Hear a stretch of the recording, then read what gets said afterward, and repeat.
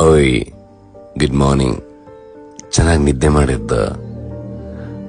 ನಾನು ನಿನ್ನ ಹತ್ರ ತುಂಬಾ ದಿನಗಳಿಂದ ಈ ವಿಷಯನ ಕೇಳಬೇಕು ಅನ್ಕೊಂಡೇ ಇದ್ದೆ. ಇದುವರೆಗೂ ನನಗೆ ಅದನ್ನ ಕೇಳೋದಕ್ಕಾಗಿಲ್ಲ. ಬಟ್ ಇವತ್ತು ಕೇಳ್ತಾ ಇದ್ದೀನಿ. ನೀನ್ ಹ್ಯಾಪಿ ಆಗಿದ್ಯಾ?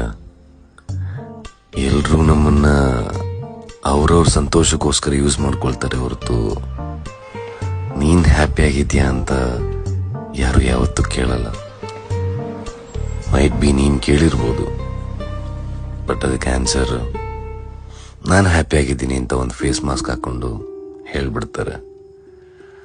ಬಟ್ ರಿಯಲ್ ಹ್ಯಾಪಿನೆಸ್ ಅನ್ನೋದು ನಾವೇ ಹುಡುಕ್ಬೇಕು, ನಮಗ್ ನಾವೇ ಸಂತೋಷ ಪಡಿಸ್ಕೋಬೇಕು. Have a wonderful Sunday. Happy morning.